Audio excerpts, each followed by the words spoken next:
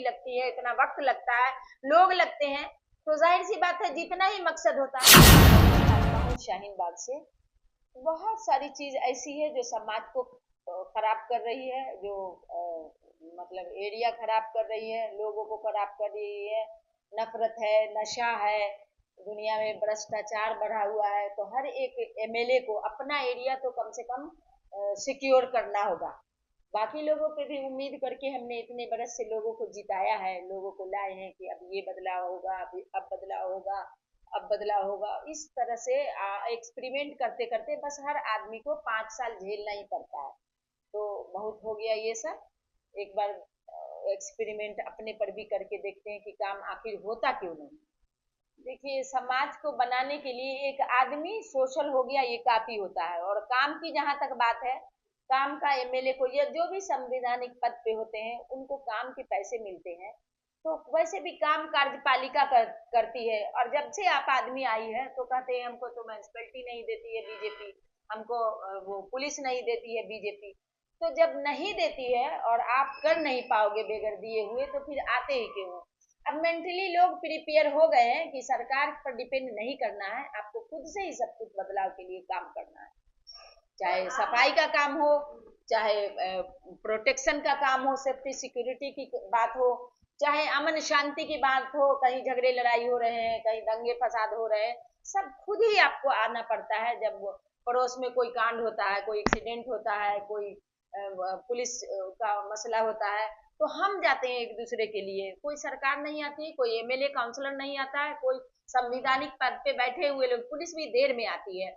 हम जाते हैं लोगों की जरूरत के लिए। तो क्यों ना अपने हाथ में सब कुछ हो, जब सारी चीज हम करते हैं तो हमको भी एक प्लेटफार्म होना चाहिए जहां से अब लोगों की आवाज बने।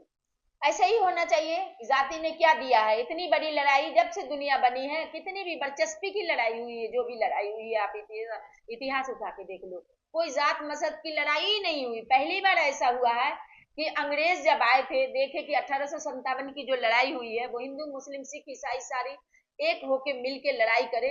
इस वजह से 1917 में ये बाबरी मस्जिद की चर्चा में आई थी कि इसके नीचे मंदिर है। लेकिन जो अंग्रेजों के कहे पे, अंग्रेजों के रिमोट पे चलते रहे आज तक संगी, वो हर मस्जिद में अब खुदाई करके मंदिर ढूंढ रहे हैं। अरे मस्जिद के अंदर मंदिर भी मिल जाता है अगर, इससे पब्लिक का क्या फायदा है? वो बताओ, अपना खोदते रहो ना मंदिर। वो जो कार्यपालिका कर रही है, न्यायपालिका कर रही, करे, पब्लिक को क्या दे रहे हो ये दिखाओ, ये बताओ। जो संविधानिक पद पे बैठे हैं, जो लीडर हमारी आवाज बनना चाहते हैं, वो समाज के लिए क्या कर रहे हैं, वो पब्लिक के लिए क्या कर रहे हैं? पब्लिक का डायरेक्ट बात होना चाहिए। देखिए, महिला को वो कह रहे हैं घर घर 2100 रुपया जाएगा। उनका उठा के देख लीजिए इतिहास की, वो इमाम को भी कमिटमेंट किए थे। कितने महीने हो गए आप पता कर लीजिए, मौलवी को, इमाम को उन्होंने पैसा दिया है क्या? तो वो तो ऐसे कितने कमेंट किए हैं। पहले मंदिर मंदिर में भी लोगों को देना था उनको पैसा, वो लोग भी नाराज ही हैं। तो ये किसको पैसा देने को कहा कि आ जाते हैं सरकार में, कहाँ देते हैं? मस्जिद को कहे थे कि सैलरी मिलेगी मौलाना लोग को, आज तक मौलाना लोग से आप पूछ लीजिए कि कभी गई है सैलरी?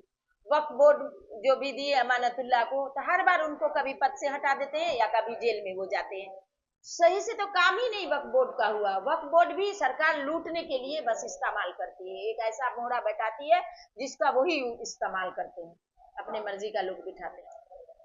देखिए, हम ओखला विधानसभा की बात करते हैं कि लोगों को जो काले कानून आए थे उसके लिए हम लोग एक बार एक हुए थे, और न सरकार लाई थी, न उलमा लाए थे, न लीडर लाए थे। हम लोगों को, हम आम पब्लिक बुराई के खिलाफ, काले कानून के खिलाफ, हर चीज के खिलाफ हम लोग आए थे।